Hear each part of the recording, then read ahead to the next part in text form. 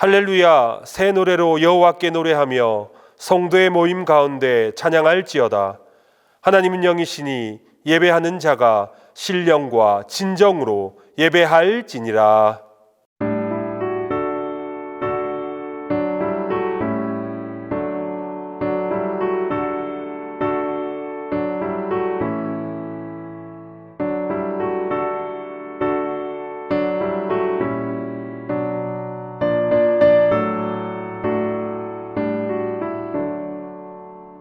내 모든 시험 무거운 짐을 주 예수 앞에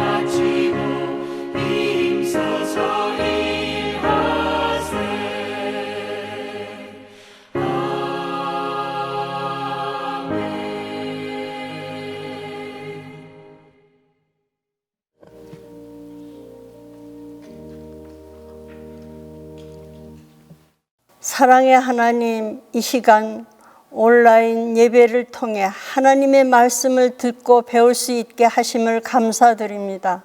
하나님의 말씀을 사모하고 예배를 사모하는 마음으로 함께하는 동신교회 교우들을 기억하여 주시옵소서. 저의 동신교회가 어느덧 70년이 되었습니다. 지금까지 지나온 교회의 지난 날들을 돌아보면 모든 것이 하나님의 은혜였고 사랑이었음을 기억합니다. 때론 어려움과 고난의 시간도 있었지만 그럴 때마다 이겨낼 수 있는 힘과 용기를 주셨고 더 좋은 것으로 인도해 주심을 깊은 감사를 드립니다. 하나님께서 저의 동신교회를 사랑해 주신 것처럼 이제 또한 동신교회를 더욱 사랑하게 하옵소서. 교회를 향한 우리 모두의 마음이 하나 되어서 앞으로도 하나님의 기쁨이 되고 하나님께 영광을 돌리는 동신교회가 될 수 있도록 인도하여 주시옵소서. 주님, 이제 우리가 주님의 말씀을 듣습니다. 하나님의 말씀을 대언하시는 담임 목사님께 성령님께서 함께하여 주시고 말씀을 듣는 우리 모두에게 주님의 말씀을 온전히 받을 수 있도록 듣는 귀를 열어주시옵소서. 언제 어디서나 우리와 함께 하시며 우리를 지켜 보호하여 주시는 주님, 이 모든 말씀을 예수 그리스도의 이름으로 감사하고 기도드렸습니다. 아멘.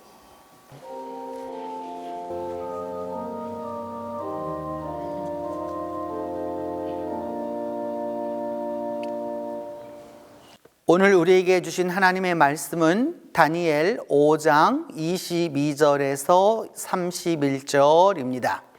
구약성경 다니엘 5장 22절에서 31절입니다.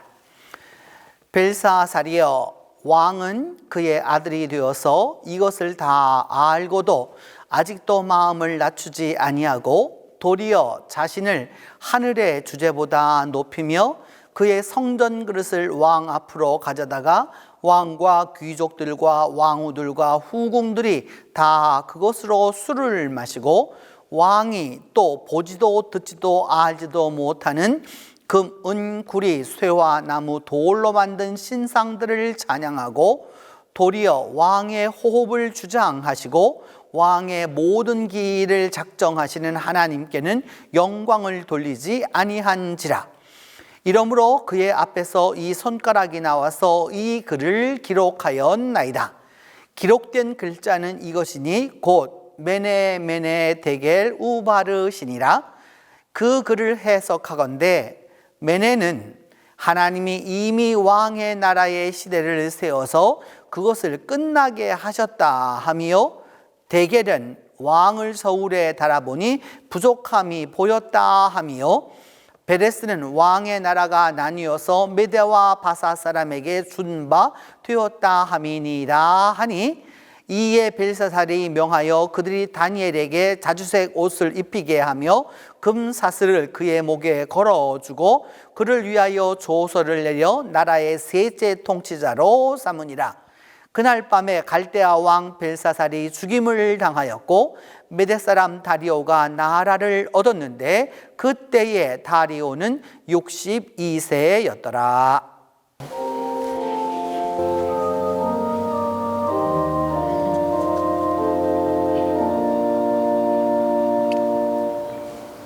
(2020년) 다니엘 하나님 5번째 시간입니다. 추석을 한 주간 지나고 만나게 되어서 여러분 지난 시간이 생각나는지는 모르겠지만 오늘 말씀은 다니엘 5장에 있는 말씀을 메네 드겔 우바르신이라고 하는 아주 우리가 이렇게 익숙하게 들었지만 뜻을 알기가 좀 어려운 이 말씀을 가지고 오늘 다니엘의 하나님 5번째 시간을 시작하겠습니다.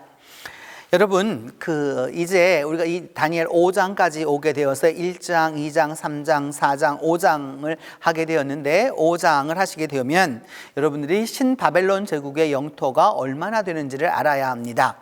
바벨론이라고 하는 나라는 그 성경에 그 우리가 주로 대하게 되는 바벨론이라는 나라와 아수르라고 하는 나라는 이미 고대에도 있었던 나라입니다. 이 바벨론 제국이 성립되기 이전보다 무려 1500년 전에 있었던 나라들이었는데 다시 그 이름을 쓴 것이죠. 그리고 역시 아수르도 마찬가지고 그런 것입니다. 왜냐하면 그 당시에 그 고대 왕국들의 이름이 그 고대 왕국의 원체 크고 대단한 것이었기 때문에 그 이름을 그대로 쓴 것입니다. 그래서 우리는 바벨론 또 내지는 갈대아 이런 말을 쓰게 되는데, 이 갈대아라고 하는 말은 이제 주전 580년대 그 어간에 많이 사용된 단어 가운데 하나입니다. 그 바벨론 제국의 영토가 어느 정도였는지는 지금 여러분들이 그 보시는 그 화면에 그 녹색 지역을 쭉 이렇게 이야기하는 것이죠. 메소포타미아 전부와 더불어서 시내반도에 이르는 아주 이 대지역을 다스리는 곳이었습니다. 이 대지역을 다스리는 바벨론 제국의 왕들을 보게 되면 어떤 왕이 있었느냐 하면 나보폴라사르라고 하는, 이 성경 다니엘에도 나오죠. 나보폴라사르라고 하는 왕이 이 신바벨론 제국을 설립했고, 그 이후에 여러분이 많이 들어서 알고 있는 느부갓네살 2세입니다. 이게 느부갓네살이라고 하는 네부카드네자르라고 하는 이 왕이 있었죠. 예루살렘을 멸망시켰던 바로 그 왕입니다. 그리고 난 다음에 그 왕이 적어도 한 40년 넘게 이게 왕위에 올랐었다가, 그 다음에 올랐던 왕은 아멜 마르둑이라고 하는 왕인데 그렇게 오랫동안 왕에 있지 못했습니다. 그래서 그 다음에 또 왕은 누구였느냐 하면 네리기르사르라고 하는 왕이었는데, 이 또한 왕위에 올라서 몇 년을 지나지 못했습니다. 여기가 거의 한 6, 7년 정도뿐이 안 되기 때문에 정치적으로 굉장히 그 어려운 시대였었다는 것을 알 수 있습니다. 556년에는 그 나바슈마르둑이라고 하는 왕이 올랐지만 한 해를 채우지 못하고, 이렇게 되자 그 다음 위에 오른 사람은 누구였느냐? 나보니더스라고 하는 왕이었습니다. 이 나보니더스라고 하는 그 왕의 여기 몇 이름이 안 되는 한 6 이름만이 나오게 되는데, 그 이름을 보면서 우리가 이 왕가를 좀 볼 필요가 있습니다. 나보폴라사르에서부터 시작되어서 그의 아들이었던 느부갓네살 2세가 그 다음에 왕위를 이었고, 그 다음으로는 그 느부갓네살의 아들이었던 아멜 마르둑이 왕위를 이었었는데, 이렇게 이어서 거기서 다시 또 그 다음에 그 아멜 마르둑이 왕위를 잇지 못해서 다른 아들과 그 또 여자와 사이에서 또 다른 아들을 하나 얻게 되는 것이죠. 그래서 여러분께 알게 되는 거, 보이게 되는데, 이렇게 왕위가 이렇게 되자 결국 왕손이 없게 됩니다. 그래서 그 느부갓네살에 있었던 느부갓네살의 그 여동생이었겠죠. 아마도 느부갓네살의 동생과 다른 여성 사이에서 누구를 얻게 되느냐 하면은 나보니더스라고 하는 사람을 얻게 됩니다. 나보니더스는 사실 느부갓네살 왕가를 보면 이렇게 들어오게 일종의 사위였었는데, 그와 이 사이에서 벨사살이라고 하는 왕이 나타나게 됩니다. 벨사살이라고 하는 왕은 성경에는 나타나지만 그 성경 이외의 바벨론 문헌에는 나타나지를 않습니다. 그러니까 우리가 여러분 역사를 공부하고 성경을 공부하고 이런 걸 쭉 공부해 나갔었을 때 이 모든 것이 역사적 기록과 동일하게 다 맞느냐 하면 꼭 그렇지만은 않다라고 하는 것을 알 수 있습니다. 여하튼 이 벨사살이라고 하는 왕이 나본더스의 그 아들이었던 벨사살이 무엇을 베풀었느냐? 궁중연회를 베풀었습니다. 궁중연회라고 하는 것은 오늘날도 마찬가지지만 옛적에는 가장 큰 그 연회를 하게 되는 것이죠. 오늘날로 말하면은 여러분 대형 법회나 또 아주 대형 음식점과 같은 곳에서 음악이 있고 노래가 있고 춤이 있고 이 모든 것을 다 관여해서 하게 되는 이제 바로 그런 모습을 볼 수 있습니다. 여러분이 지금 보고 있는 것은 그 예일에 있는 그 영국 그림들을 모아놓은 것인데, 그 18세기에 그려졌던 19세기에 그려졌던 그 이 벨사살의 그 이 지금 현재 연애 장면을 보여주는 겁니다. 근데 이 벨사살은 어떻게 하였느냐? 오늘 성경대 우리가 여기 찾아 들어가 보면 느부갓네살이 예루살렘에서부터 가져왔었던 그 그릇들을, 여러분 성경에 여러분 그 화면에 보이시죠? 금그릇도 있었고 은그릇도 있었고 이와 같은 그릇들이 있었는데 그것을 가지고 그 잔치에 사용합니다. 왜냐하면 승전국이었기 때문에 그 승전국이었던 이 나라들이 이 바벨론이 뭐냐면 잔치를 베풀어서 적국에서 사용된, 그러니까 아주 좀 독특한 그릇들을 이제 막 사용하게 된 거죠. 우리가 말한다면, 요즘으로 말한다면 외제 그릇을 사용해서 이제 드디어 잔치를 베풀었다라고 하는 겁니다.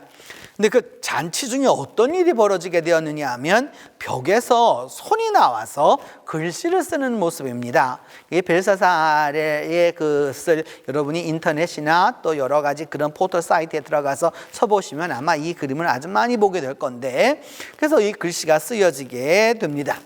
이 글씨가 쓰여지니까 잔치 중간에 이런 글씨가 쓰여지게 되자 그 왕이 너무도 놀라게 됩니다. 너무도 놀라서 바벨론에 있는 여러 술사들에게 이것들을 해석할 수 있는 당시의 그 술사들에게 해석을 명하게 됩니다. 그래서 이 뜻이 도대체 무엇이냐, 술사들에게 해석을 명했는데 그 해석을 할 수 있었느냐 하면 하지 못했다는 겁니다. 여러분이 지금 보고 계시는 그 그림은 지금부터 약 3200여 년 전에 있었었던 이 토판 문서인데 아직까지 해석이 끝나지 못한 겁니다. 글씨는 쓰였는데 알지를 못했습니다. 그래서 그 바벨론의 술사들이 전부 그런 걸 하지 못하자 누구를 초청해 왔느냐? 다니엘을 초청해 왔습니다. 그리고 다니엘에게 무엇을 요구했느냐? 이 뜻이 무슨 뜻인지를 해석해 달라라고 하는 것을 이제 부탁하게 됩니다.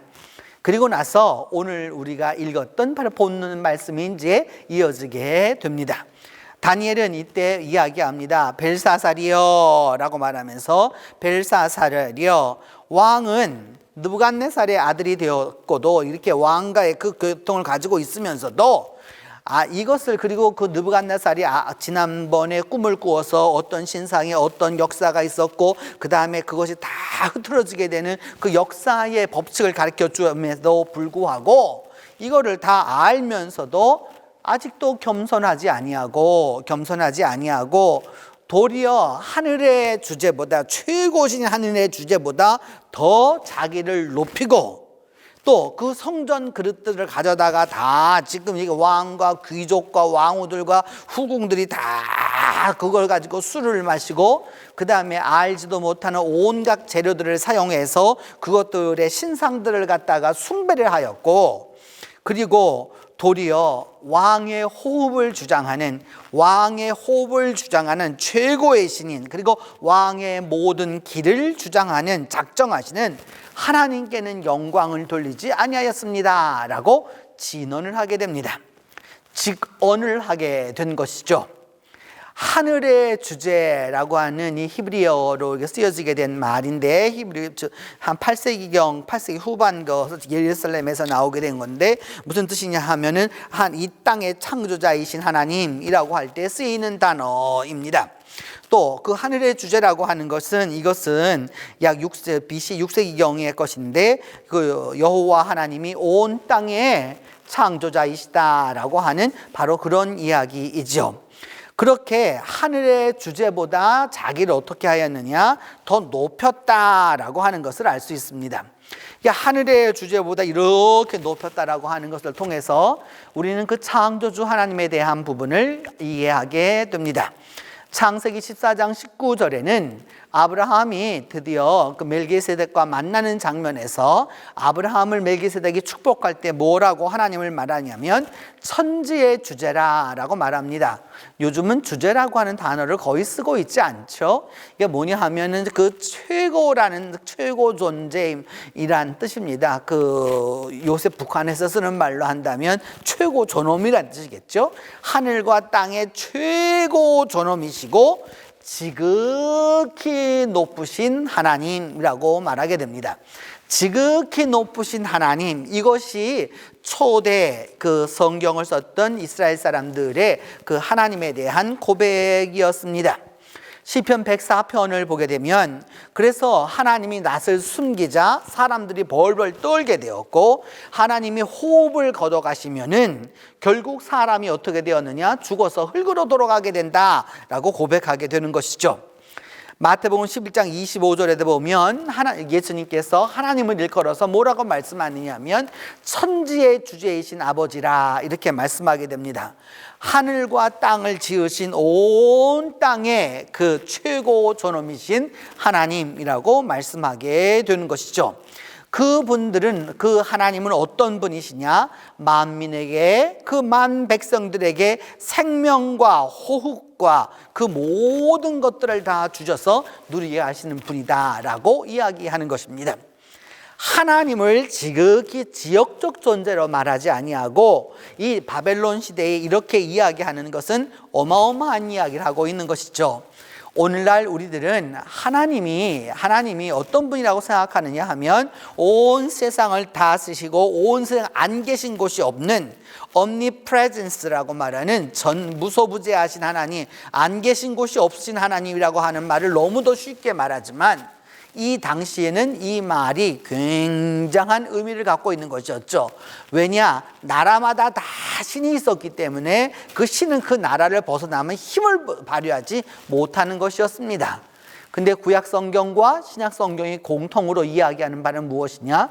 하나님이 온 세상의 천지에 생명을 주장하는 분이다라고 고백하는 것이죠. 그렇게 하나님 앞에 겸손하게 있어야 할 것인데, 이것은 성경에 나오는 예후가 살만에서 3세에게 가서 이 조공을 바치면서 몸을 수그리는 상태를 말하게 되는데, 여러분 겸손이라고 하는 것을 이제 이야기하게 되는 것이죠. 벨사살은 그런 하나님에 대하여서 어떻게 되었느냐? 몸을 낮추지 아니하였다, 겸손하지 아니하였다라고 이야기합니다. 성경이 말하는 데 있어서 겸손이라고 하는 것은 잠언은 말하기를 겸손과 여호와를 경외함의 보상은 재물과 영광과 생명이라 말씀합니다. 겸손하다라고 하는 것이 무엇이냐? 재물과 영광과 생명을 얻을 수 있는 하나님 앞에서의 길이다라고 하는 것을 이야기하는 것이죠. 겸손이라고 하는 것은 성경 안에서 아주 중요한 것 중에 하나입니다. 시편 22편 26절을 말하기를 겸손한 자는 먹고 배부를 것이다 라고 이야기합니다. 결코 겸손한 자는 굶주리는 존재가 되지 못한다 라고 하는 것이죠. 베드로전서 그래서 5장 5절은 말하기를 겸손한 자들에게 하나님이 은혜를 베푸신다 라고 말하고 있습니다. 겸손이라고 하는 것은 여러분, 내가 나를 낮출 때 하는 말을 우리는 겸손이라고 하는 것이죠. 남이 나를 낮추면 망신을 하게 되는 것입니다. 스스로 낮추지 못하는 것은 자기가 비었거나 자기가 허하거나 자기가 올바르지 못할 때 겸손하지 못합니다. 하나님 앞에서 하나님이 가장 요구하는 바 중에 하나는 무엇이냐? 겸손이라고 할 수 있습니다.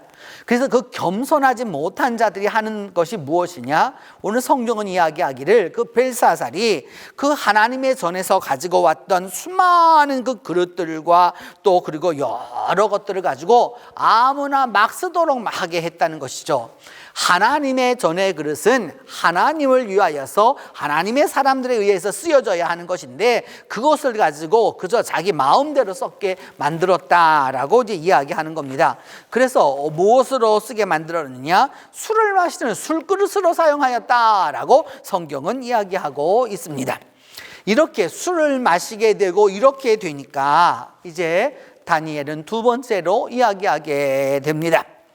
이러므로 그의 앞에서 손가락이 나와가지고 글을 기록하였는데 깨닫지 못하니까 글로 이렇게 알려주었는데, 뭐라고 그 기록을 썼느냐 하면 메네 메네 테겔 우바르신이라고 썼습니다 라고 이렇게 이야기합니다.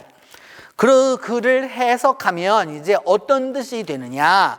메네는 하나님이 그 시대를 이제 완전히 이제 하나님이 이렇게 하나 둘씩 다 세워 보아서 완전히 이제 왕의 시대를 끝내버렸다고 하는 뜻이 되고, 데겔이라고 하는 것은 천칭에 달아가지고 이것이 제대로 달려 있나 그 무게를 보아가지고 그것을 확인하게 되는 거고, 바르신이라고 베레스라고 하는 것은 터쳤다라고 하는 말에서 나오는 거죠.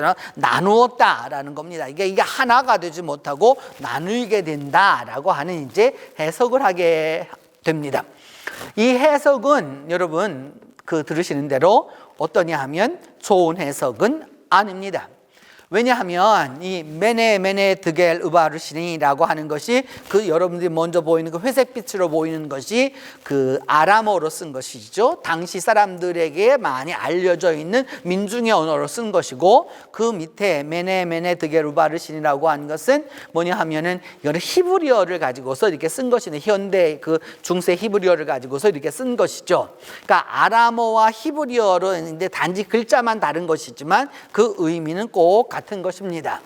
그럼 메네라고 하는 게 도대체 뭐나, 이게 무엇인가 라고 생각하는데, 메네라고 하는 것은 여러분 지금 놓이는 것을 보면 꼭 주판처럼 생겼는데, 메네라고 하는 것은 여러분 세었다라고 하는 말에서 나오게 되는 겁니다. 그래서 여기 무게의 단위죠. 그래서 이것이 미니라고도 쓰이기도 하고, 또 신약시대에 가면 여러분 탤런트 비유에도 나오고 문화라고 하는 것에도 나오게 쓰이게 되는데, 그 다음 미나라고 쓰이기도 하는 이것이 어떤 의미냐 하면은 하나 둘씩 것이 다 세어보았다라는 뜻이 됩니다. 그러니까 메네라고 하는 말은 하나님이 어떻게 하셨느냐, 그냥 그대로 둔 것이 아니라 하나 잘했나 못했나 그 모든 것을 하나님이 세어보셨다라고 하는 말이 됩니다.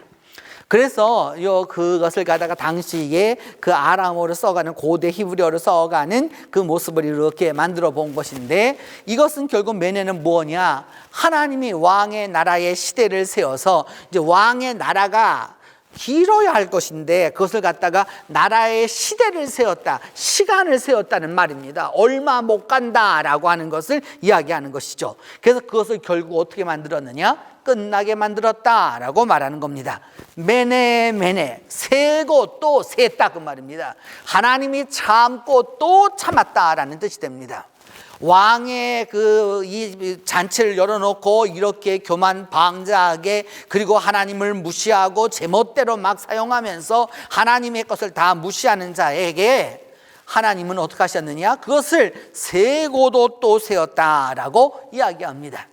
그리고 난 다음 데겔이라고 하는 것은 여러분이 지금 보시는 대로 보면 저울추입니다. 여러분이 천칭에 놓아서 하게 되는 것 가운데 하나인데, 이 바벨론 그 시절에 사용되었던 것이죠. 그래서 이 데겔이라고 하는 것은 여러 가지 그 모양이 있습니다. 이것은 오리 모양으로 되어 있는 것인데 뭐냐 하면 이게 저울추인 것이죠. 이게 저울추인 것이죠. 그래서 이거를 놓느냐 이거를 놓느냐에 대해서 그 양이 어떤 것이냐. 오늘날도 우리가 금 같은 것을 사용했을 때, 금저울을 사용했을 때 이런 저울을 보게 되죠. 꼭 천칭과 같은 겁니다. 하나님이 달아보았다라는 겁니다. 하나님이 이제 버릴 것인가 안 버릴 것인가, 제대로 된 것인가 아닌 것인가, 하나님이 달아보고 계시다라고 하는 겁니다. 세어볼 뿐만 아니라 하나님이 달아보시기까지 하였다라고 하는 것을 이제 이야기하는 것이죠. 그래서 그렇게 저울에 달아보았더니 어땠느냐, 데겔은 왕을 저울에 달아보았더니 부족함이 보였다라고 말하는 겁니다. 하나님 마음에 들지 못했다는 겁니다. 저울에 달았더니 하나님이 요구하는 만큼 나오지 않았다라고 이제 이야기하게 되는 겁니다. 왕의 그것을 세워보았더니 시대도 얼마 남지 못했고, 왕을 저울에 달아보았더니 너무 가벼워서 이제 쓸모가 없다 라고 말하면서 그 바르신이라고 하는 말이 나오게 되는데, 바르신이라고 하는 단어는 이게 어떤 거냐면 왕의 나라가 나뉘어지게 될 거다라고 해서 메대와 바다사람 메대와 그다음에 바사 사람에게 나누어 준 바가 될 거다라고 이제 이야기합니다. 바벨론이라는 나라가 메대라는 나라와 바사라는 나라로 이렇게 나누어지게 될 겁니다라고 이렇게 이야기하고 있는 것이죠. 그러면 이렇게 왕의 나라가 나뉘게 될 것에 대하여서 메대와 바사라고 하는 이 나라로 이제 나뉘게 될 거라고 하는 건데, 우선 여러분 그 나눔이라고 하는 것을 들어가서 보게 되면 왕의 나라가 나누어지게 될 거다. 여러분, 제국을 다스리고 있는데 제국이 나누어지고 있다? 좋지 못하다는 뜻입니다. 반란이 나거나 분란이 나거나 반역이 되어서 이 나라가 온전하지 못하다라고 하는 것을 이제 이야기하게 되는 것이죠. 그래서 왜냐하면 원래 이 느부갓네살이 다스렸던 이 나라는 어떤 나라였느냐 하면은 그 당시에 그 세계의 모든 사람들이 와서 조공을 바치고 절을 하고 그 다음에 충성을 맹세하고 그런 나라였다, 그 말입니다. 그런데 그 나라가 그렇게 되지를 못했다라고 하는 것을 알 수 있습니다. 그래서 메대와 바사에게, 바사라고 하는 건 페르시아라고 하는 말이고, 메대라고 하는 말은 메데스라고 하는 말에서 이제 오게 되는 건데, 이제 드디어 그 다니엘은 이것을 다 왕의 형편을 이야기하고 난 다음, 그렇게 이야기를 다 해주고 나니까 이 왕이 정신이 제대로 들었다고 하면 자기 시대가 끝이 나게 되고 왕의 나라가 나누어지게 되고 저 다른 나라가 쳐들어와 가지고 나라가 쪼개질 거라고 하는 이런 말을 듣게 되었을 때 자기 자신을 준비해야 했는데, 이 왕은 그렇게 하지 않았습니다. 오늘 성경은 말하기를 뭐라고 그랬느냐 하면, 다니엘에게 자주색 옷을 입히고, 자주색이라고 하는 것은 왕이나 그 왕가에 있는 왕족들이나 귀족들만 입는 옷인데 그것을 입히게 하고, 또 목에는 금목걸이를 걸어주게 하고, 그 다음에 조서를 내려서 나라의 세 번째 통치자로 삼았다라고 말합니다. 그러면서 딱 끝나면서 여러분 성경은 뭐라고 얘기하나 하면, 그날 밤에 갈대아 왕 벨사살이, 갈대아 왕 그 느부갓네살을 그렇게 건설했던 대제국 바벨론 제국의 그 벨사살이 죽임을 당하였다라고 말합니다. 왜? 그리고 말하기를 그 다음에 메대 사람 다리오가 나라를 얻었는데 그때 다리오의 나이는 62세였다라고 이렇게 성경은 이야기하고 있습니다. 그러면 그 당시에 이 소위 이 일이 어떻게 일어났는지를 보기 위해서는 여러분이 그 지도를 잠깐 보실 필요가 있습니다. 거기에 보시면 메소포타미아라고 쓴 글자하고 바로 위에 바벨론이라고 하는 나라가 이게 보이게 되죠. 그 바벨론이라고 하는 나라가 보이게 되고, 그 위에는 군티움이라고 하는 나라가 보이게 되고, 그 위에는 아시리아라고 하는 게 보이게 되는데, 여기가 바로 사르고스 산맥이라고 하는 아주 어마어마하게 높은 산맥이 있습니다. 그 파란색 여러 화살표로 된 이것은 바로 페르시아를 말하게 되는데, 그 페르시아와 메대의 군대가 쳐들어왔다라고 하는 것을 이제 알려주게 되는 것이죠. 이렇게 쳐들어왔을 때가 몇 년이었느냐? 539년, 538년 그렇게 볼 수 있습니다. 이런 이제 현상이 벌어지게 될 것을 보면서 벨사살은 술에 취했는지 뭐에 취했는지 모르지만 그렇게 해석을 해준 다니엘의 이야기를 듣고 돌이키지 아니하고 무엇을 해야 했느냐? 마음대로 흥청망청 썼다는 걸 알 수 있습니다. 자주색 옷을 입혔고 금사슬을 목에다 걸어주었고, 요즘과 같이 금이 흠하던 때가 아니었습니다. 이 메소포타미아에는 금이 나지 않습니다. 아프리카에서 수입해야 하는 것이죠. 그러면서 나라의 셋째 통치자로 삼았다라고 오늘 여기 나부ход네살의 이 비문에 이제 이 이야기가 나오게 되는데, 그래서 이렇게 나라가 망하게 되었음에도 불구하고 전혀 상관하지 아니하는 그런 모습의 그 벨사살의 모습을 보게 됩니다. 그래서 어떻게 되었느냐? 그날 밤 그 바벨론 제국의 왕이었던 벨사살이 죽임을 당하였다라고 이렇게 말하고 있습니다.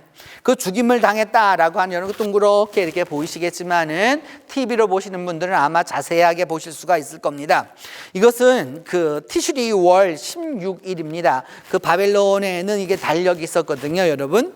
바벨론이 갖고 있던 달력과 이스라엘이 갖고 있었던 달력은 달랐습니다. 이 사람들은 태양력을 썼고요. 그 다음에 이렇게 했기 때문에 요즘 양력으로 말하면 그날 밤 이렇게 말할 때 이 날이 언제쯤 해당하느냐 하면 10월 12일에 해당합니다. 아마도 이 성경 공부를 하고 있는 분들의 그 시간과 거의 비슷한 시간이라고 할 수 있겠죠. 그 10월 12일에 어떻게 되었느냐? 죽임을 당했고 메대 사람 다리오가 이렇게 말하게 됩니다. 그 메대 사람 다리오 이렇게 말하는데 이 다리오라고 하는 이름이 성경 안에서 여러 번 반복되는데 오늘 성경이 다니엘서 5장에서 말할 때에는 역사적으로 보면 다리오라고 보기가 어렵습니다. 메대와 페르시아는 뭐가 크게 다른 것이냐 하면 여러분에게 그 다음 지도를 보여드리도록 하겠습니다. 이 메대라고 하는 나라는 여러분이 보는 그 녹색 그 지역을 말합니다. 지금으로 보면 어디까지 해당하는 거냐면은 이란 북부부터 시작해서 흑해까지 이르는 이 지역을 이끌어서 메대라고 말하고 그 밑에 지역을 뭐라고 말하느냐? 그 밑에 지역을 말하기를 뭐라고 말하느냐? 이 바사 페르시아라고 말했던 것이죠. 그 메대 사람 다리오라고 하는 이 표현이 성경 안에서 여러 번 나오게 되는데 여러분이 지금 보시는 것은 바로 그 메대의 지도자들의 모습을 보여주게 되는 겁니다. 그 메대 사람에게도 나누어지게 되고 또 누구에게도 나누어주게 되었느냐? 페르시아 사람에게도 나누어주게 되었다라고 또 성경은 이야기하고 있는 것이죠.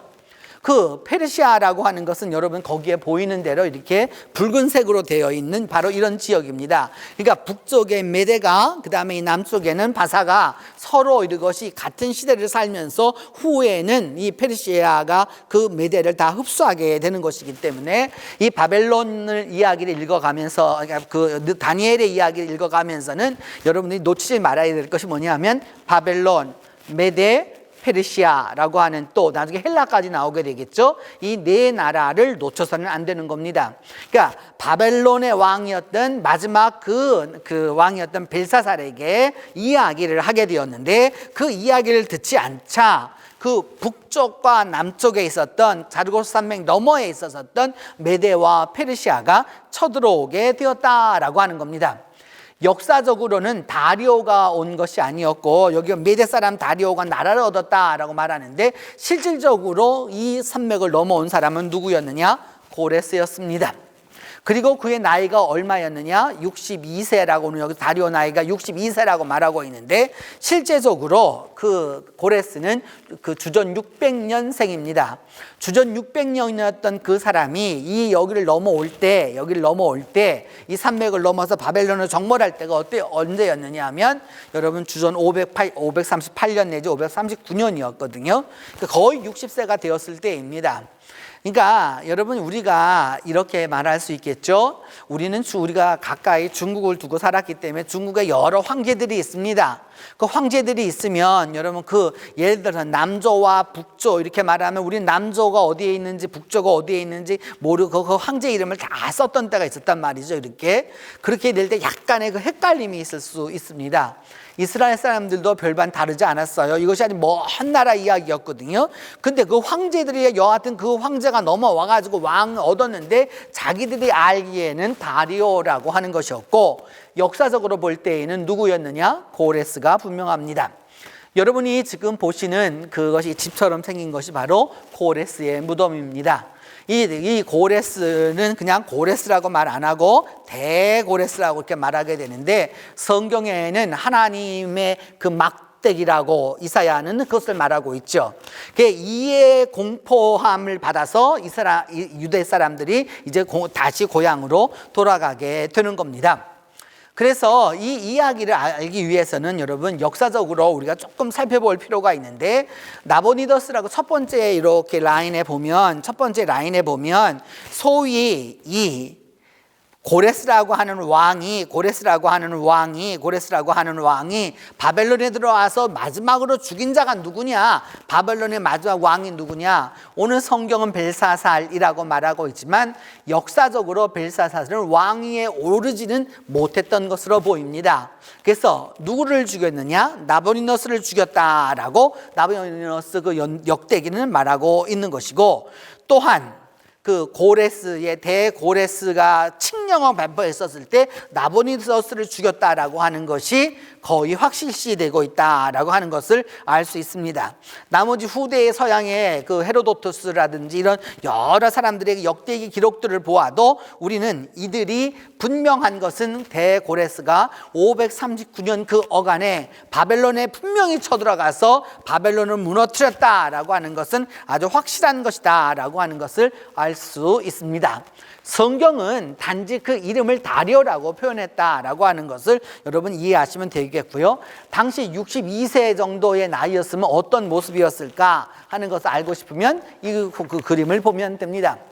이 다리온 62세였다. 이건 헤로도투스의 모습인데 대개 저 정도 나이가 들었는 사람이었는데 자기 나라가 망할 거고 아무리 잔치를 베풀었지만 자기 나라가 망하고 자기 시대가 망하고 자기의 왕조가 다 멸종한다고 말함에도 불구하고 그것을 지키지 않았던 무지한 왕의 결과라고 할 수 있습니다. 여러분, 우리가 기억해 둬야 할 것이 있죠. 우리가 기억해야 둬야 할 것은 바로 이것입니다. 무엇이냐? 하나님께서는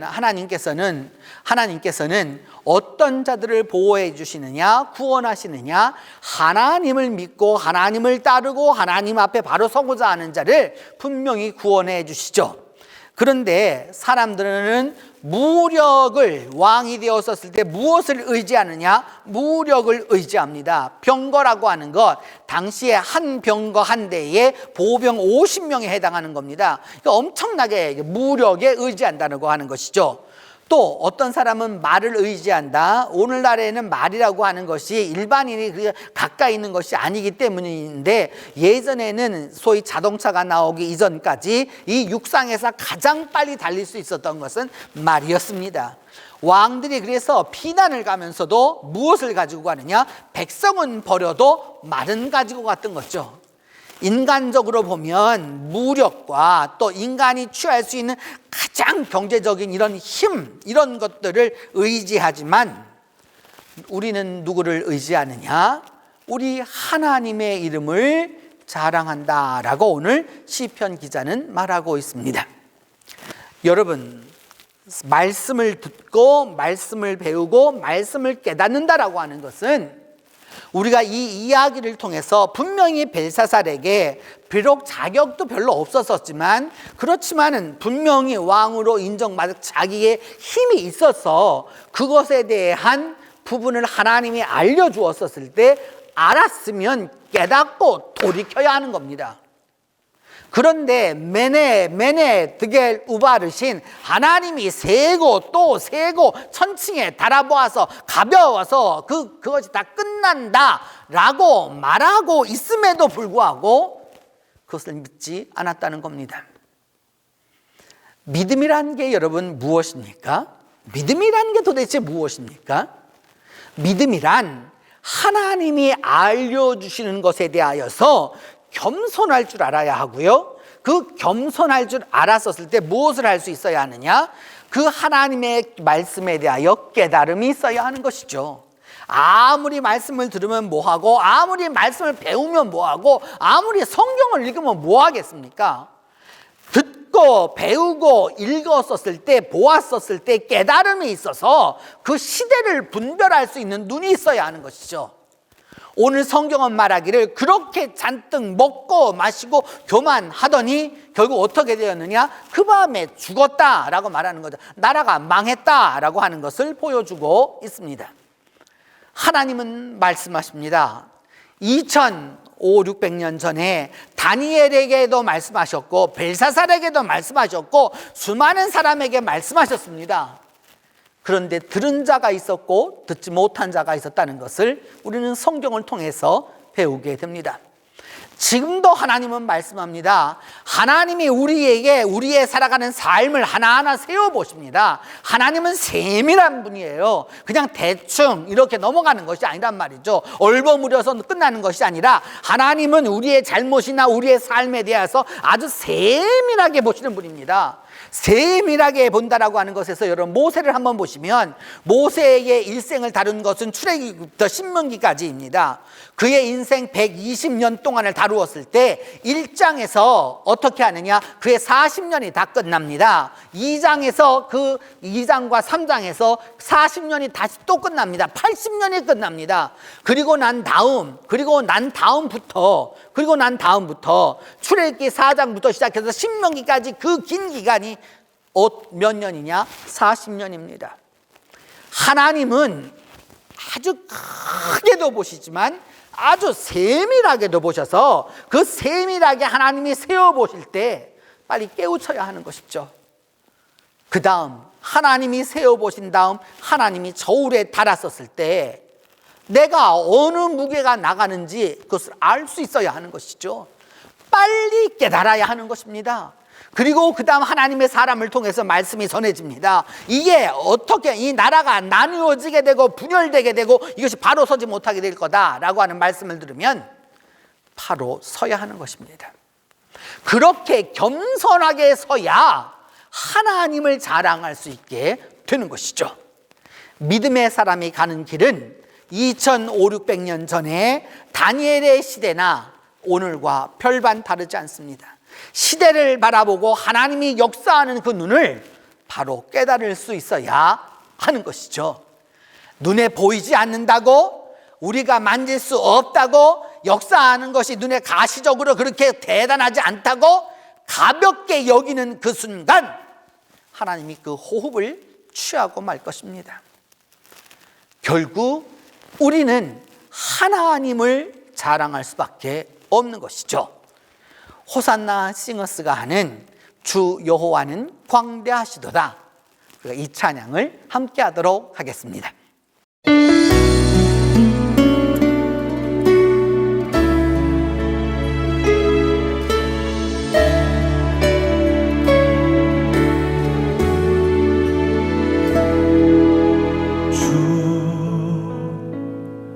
여호와는 광대하시도다. 그 거룩한 하나님 성에서 찬양할지어다.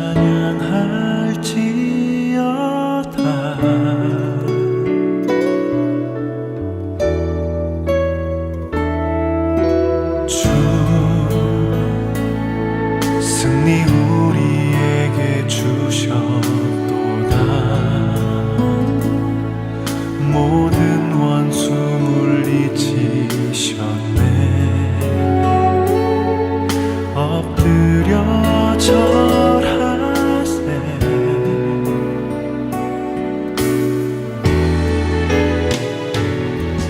아주의 크신 이름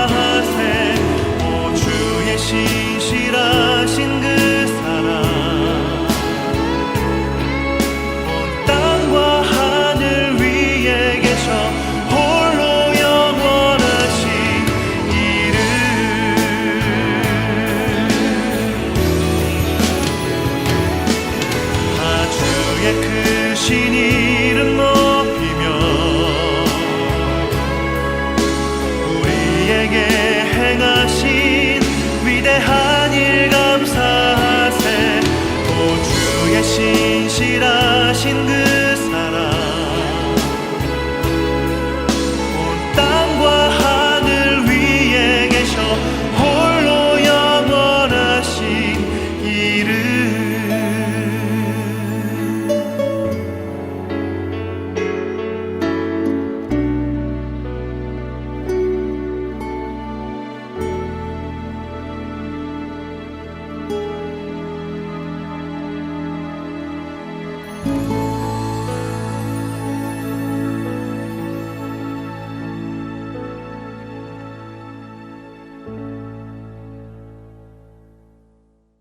기도합니다. 하나님, 하나님이 알려주시고 바로 서라고 하실 때 그 하나님의 음성을 경청하는 우리 모두가 되게 하여 주시옵소서. 하나님이 세워보시고 달아보시고 또 그럼에도 불구하고 돌아오라고 계속해서 말씀하실 때에 하나님의 그 말씀을 올바로 깨닫고 돌아오는 역사가 일어나도록 하나님이 함께하여 주시옵소서. 그리하여서 우리 온 성도들이 이 다니엘서를 공부함으로 말미암아 세상의 변화를 바로 볼 수 있는 믿음의 지혜를 얻도록 주님 우리와 함께하여 주시옵소서. 그리하여 주께서 원하시는 바, 주님이 말씀하시는 바, 주님이 인도하시는 그 세계를 바라보는 눈이 있도록 하나님이 함께하여 주시옵소서. 우리 주 예수 그리스도의 이름으로 기도합니다.